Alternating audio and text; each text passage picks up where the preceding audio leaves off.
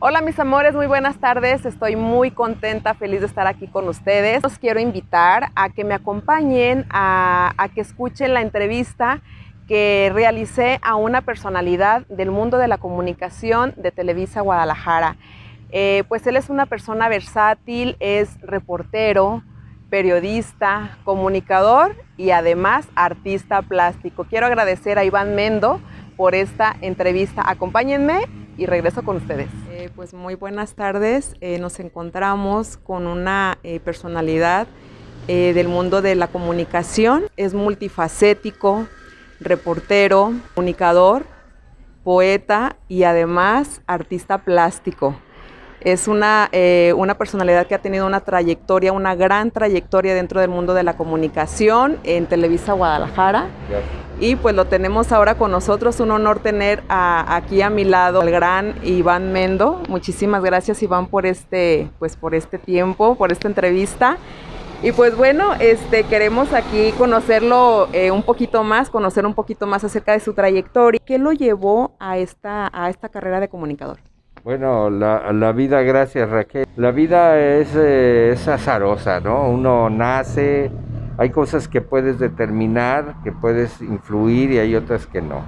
No puedes influir cuándo, ni dónde, ni de qué familia naces, ni en qué seno, ni en qué país, ni nada. Pero lo que sí puedes ir haciendo es algunas cosas, entregar un gusto, despertar un interés.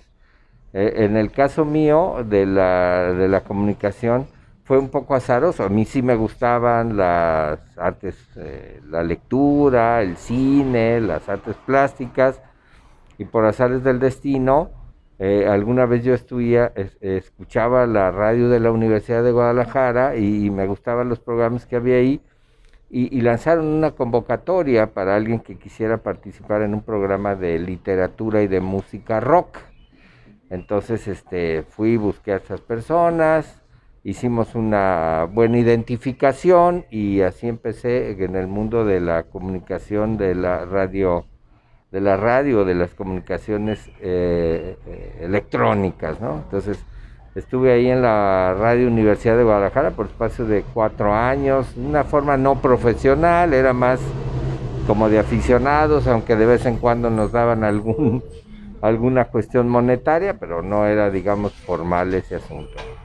Y en esas andanzas de repente conocí a una persona que conocía a las personas de la televisión y coincidió que el programa que hacía en la radio se llegó, como se dice muy elegantemente, llegó al final de su ciclo, luego de 4 o 5 años. Y en eso, a los 2 días me habló esta persona que yo conocía y me dijo: oye, hay una oportunidad de trabajar en la tele, ¿por qué no vas? ¿Te interesa? Es decir, quizá si me hubiera hablado una semana antes le hubiera dicho, pues no, yo tengo ya un programa, etcétera, pero coincidió eso y así me vine a hacer una entrevista aquí a la tele para un programa cultural y llené los perfiles, los requisitos. Y así inicié mi carrera en la tele, pasando primero por la radio y antes había trabajado para una suerte de semanario escribiendo, entonces esos fueron mis comienzos. ¿Cuál fue así su primer trabajo aquí en el mundo de la comunicación, su primer inicio, el primero? ¿En la televisión? Ajá. Sí, en la televisión, cuando ya entré, pues me hicieron conocer cómo eran las tripas, las entrañas, todo de la tele, qué se hacía. Yo pues veía la tele, pero pues hasta ahí, ¿no? Entonces ya me llamaron acá y estuvo y me dijo el director entonces, se llamaba José Luis Wash, me dijo: mira, yo creo que conozcas todo el canal. Y así conocí transmisores, escenografía, yo entraba para noticieros. Y ya que entré aquí, ya la dirección de noticieros me dijeron: mira, así es, me llevaron quizá, no recuerdo con exactitud, con algunos que ya estaban haciendo algo. Y mi primera propuesta fue hacer un reportaje sobre un templo muy bonito, es un templo virreinal que se encuentra en Santa Cruz de las Flores, en Tlajomulco de Zúñiga. Es un espacio barroco, bellísimo, y esa fue mi primera pieza de escribir y hablar de esa obra arquitectónica. ¿Qué fue lo más difícil en el inicio de su carrera como comunicador? Bueno, es difícil porque yo hacía un trabajo mucho más, digamos, relajado. Cuando iba a la radio, seleccionaba unos textos, escribía algunos otros, poníamos una música, casi casi era divertido. Y ya la tele, pues era escribir un guión, cómo era el guión televisivo, cómo se escribe, se transcriben las entrevistas, se busca a las personas. La televisión tiene un ritmo, es un trabajo en equipo, no es tanto como individualidades, tiempos para editar, etcétera, etcétera. Y luego pues ir conociendo a las personas, una entrevista se prepara, uno se advierte quién es la persona, entonces digamos que eso fue el impacto, pero pues la televisión tiene un poder de penetración y de aceptación que abrió muchas puertas casi en automático para lo que yo empecé a conocer y hacer. Al inicio de su carrera, ¿tuvo a alguien en quien inspirarse? Bueno, así directamente el aprendizaje vino de todos mis compañeros que me dijeron, oye, así, hazle así, mira a esta persona, etcétera, que me fueron dando a conocer a directores de museos. Entonces, entre la inquietud propia y las enseñanzas y las direcciones que pudieron haberme dado, por un lado. Y otra es que pues yo había visto televisión cultural, entonces ya más o menos tenía unas nociones de cómo se tendría que hacer, pero desde luego yo creo que los que me inspiraron fueron todas las personas con las que trabajé en ese inicio.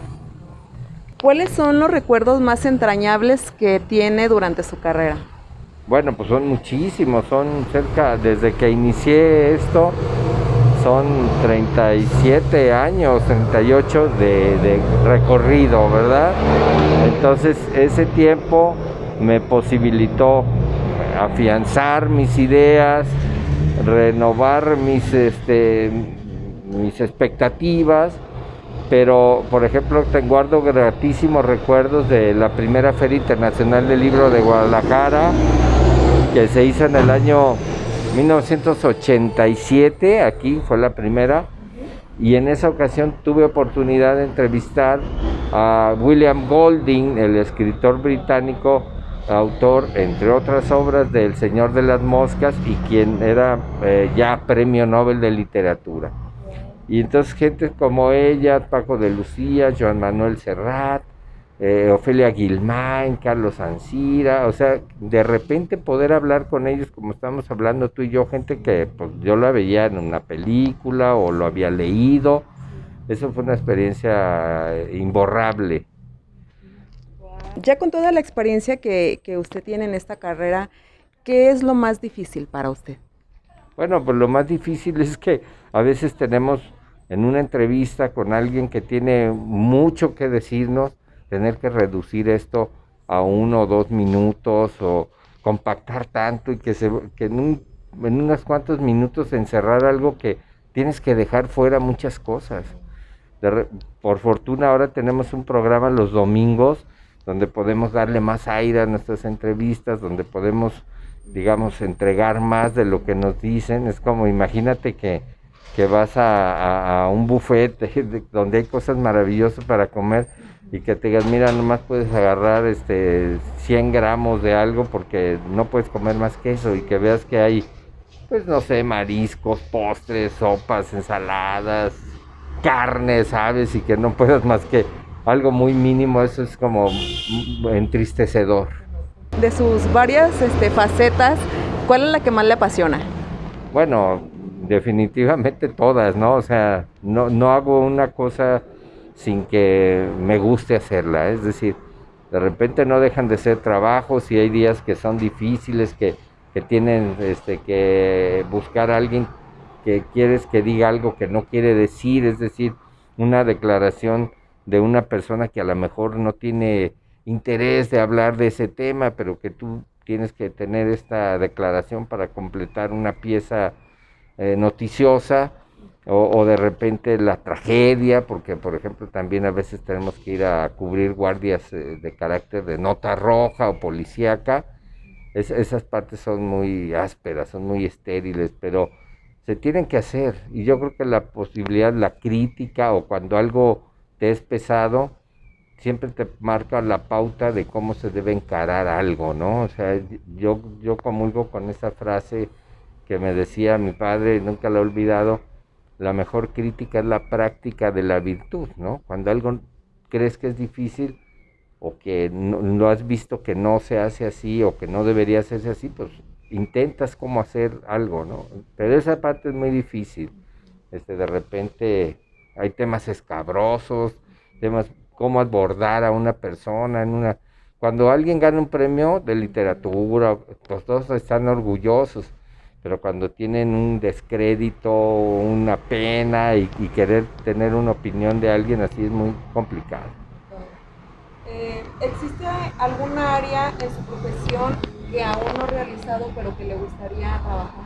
Pues bueno, a mí me gusta mucho el género de la entrevista, a mí me gusta mucho. O sea, me gustaría tener un programa que fuera de entrevista, con, digamos, de alguno de los personajes que te he mencionado o de los que están vigentes, por ejemplo, Guillermo del Toro, o que pudiéramos hablar con cualquier escritor de los que están ahora mismo, en una media hora, una hora, largo y tendido. Eso es lo que me gustaría hacer. Por fortuna, dentro de mi trabajo, pues también tengo otras, como se dicen, otras potencias del lenguaje, donde puedo ir sacando algo que es, como tú dijiste, la fotografía, la pintura, la literatura, donde puedo ir sacando algunas otras presiones que hay de necesidades de plantear o de expresar algo. ¿Está realizando alguna obra que podamos apreciar nosotros en alguna exposición de usted, o ahorita lo tiene así como que...? No, ahorita no hay ninguna cosa que se pueda ver, salvo, digamos, en los espacios de las redes sociales mías, que hay algunas fotos o algunos textos, pero sí estoy preparando una exposición. Es decir, tengo ya un proyecto que se mostró hace un par de años en una galería en Zapopan. Era un proyecto de muy largo aliento que se llama El Museo que Siempre Estuvo, que es una relación entre grandes artistas, entre la obra de grandes pintores del mundo y desde luego de México, y el arte gratuito, urbano, que está accidentalmente en las calles sin mayor pretensión que el anonimato. Entonces he ido juntando, por ejemplo, una fachada geométrica con algunos artistas, Mondrian, por ejemplo, Piet Mondrian con algunas, Gabriel Orozco con una llanta que está en la calle, Rauschenberg con una fachada descarapelada, etcétera, etcétera. Eso ha dado para que siga. Ya se montó una exposición con 17, 18 grandes fotografías, son fotos, y la alusión, referencia iconográfica a lo otro. Y estoy haciendo una que se llama Lo Perdido y lo Encontrado, cosas accidentales que va uno descubriendo, y que hay una poética en la ciudad, en la vida misma. Hace rato tomé unas fotografías de un estampado que hay en una acera de la ciudad, como que prepararon el concreto y cayeron las hojas de un árbol y quedaron impresas ahí en la banqueta y en la acera, y es bellísimo, ¿no? Yo creo que si uno se lo propusiera hacer ese efecto, no lo lograría. Entonces, pues eso es lo que ando compilando esta exposición. Bueno, con una trayectoria tan grande, tan amplia, ¿hacia dónde se dirige la carrera de Iván Mendo?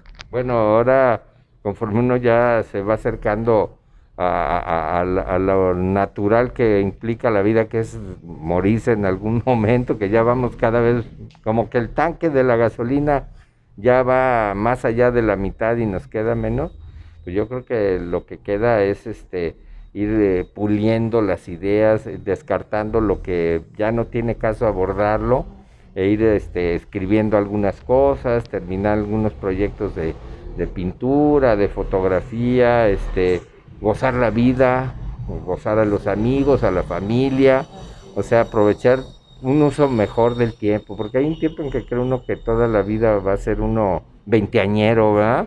Y hay un momento en que ya hasta cuesta más trabajo subirse una barda, aventarse un clavado de entre las piedras al mar. Bueno, Entonces lo que quiero es ir terminando, apretando tuercas, ¿no? Ir dejando ya cosas más redondeadas, más acabadas.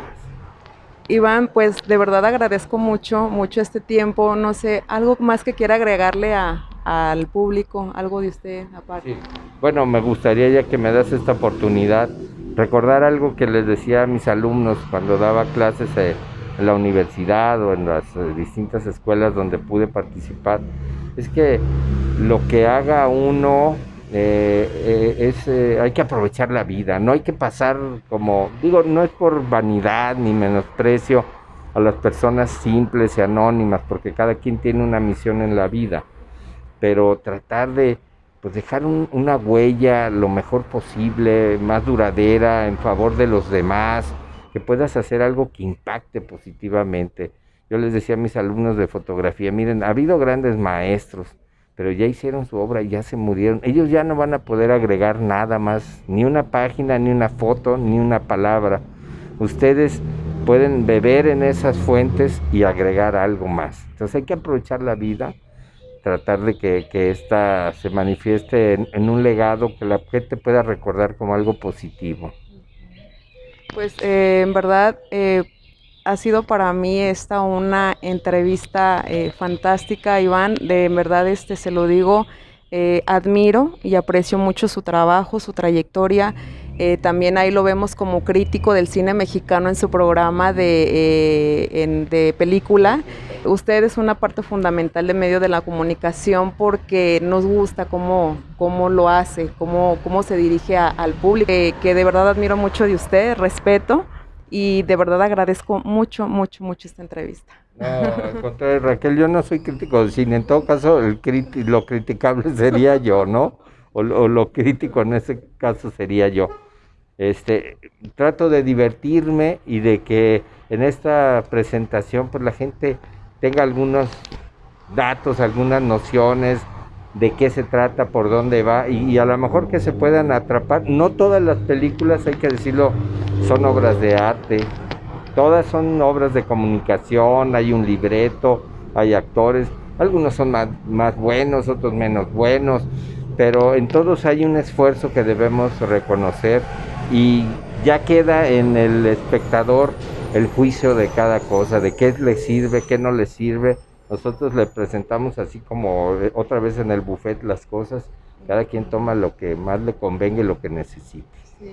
De hecho, yo bueno, cuando yo lo escucho se me hace, por ejemplo, hay personas que dicen, como que platican algo de algún segmento de alguna película y a veces dicen, no, ya me platicó esto, pero como usted lo hace, de verdad se lo digo, como que ya lo queremos ver, porque como usted le platica y dice, no, bueno, yo así lo siento, digo, ya la quiero ver la película porque es una forma tan exquisita como usted la platica. Bueno, es una sinopsis, espero no hacer el spoiler.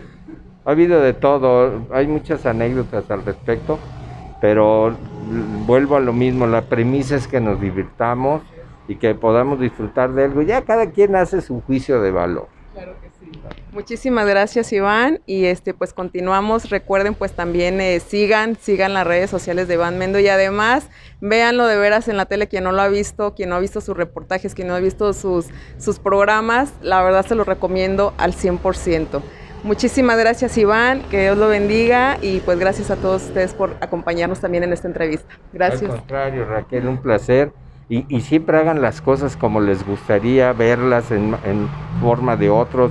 Esa es una clave en la vida, que uno mismo empiece por disfrutar lo que uno hace. Gracias, Raquel. A ustedes, muchísimas gracias. Adiós. Muchísimas gracias a Iván Mendo por concederme esta entrevista, por su tiempo, pero sobre todo por apoyar a los nuevos emprendedores en el mundo de la comunicación. Gracias a ustedes, mis amores, también. Espero que hayan disfrutado de esta entrevista y recuerden, nos vemos pronto. Ya saben, vive feliz, es gratis.